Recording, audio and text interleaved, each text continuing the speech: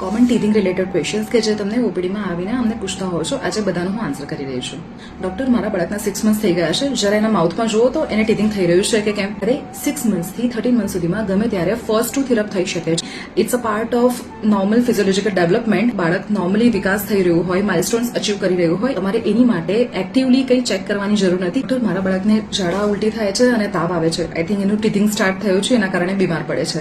ના, જ્યારે બાળકનું ટીથિંગ થઈ રહ્યું હોય ત્યારે એમના ગમ્સ સ્વોલન હોય છે, એમાં ઇરિટેશન થાય છે, એમને ગમ્સમાં ખંજવાળ આવતી હોય છે, એના કારણે જે પણ આજુબાજુ પડેલું હોય એ પકડીને મોઢામાં નાખવાનું કરે છે. પ્લસ આ સમયે એમનો માઉથિંગ ફેસ પણ ચાલી રહ્યો હોય છે, એમના હાથ એ લોકો મોઢામાં નાખે છે, કપડાં મોઢામાં નાખે છે. આના કારણે જર્મ્સ પેટમાં જાય છે અને જેના કારણે ઇન્ફેક્શન થવાને કારણે તાવ, ઝાડા, ઉલટી એવું બાળકને થાય છે. સિવાય 6 મંથ સુધી જે બ્રેસ્ટ મિલ્કમાંથી બાળકને ઇમ્યુનિટી મળે છે એ હવે ઓછી થઈ જાય છે.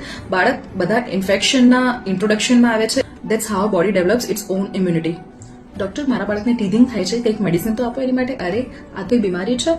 ટીથિંગ એક નોર્મલ ફિઝિયોલોજીકલ પ્રોસેસ છે. એના કારણે બાળકો ઇરિટેબલ રહે છે, સ્ક્રેચિંગ કરે છે, જવાળા કરે છે, મોઢામાં હાથ નાખે છે, જમવાનું ઓછું કરી દે, આ બધા સિમ્ટમ્સ આવી શકે. Please don't use hing, honey, chandan or any kind of chamcho for teething.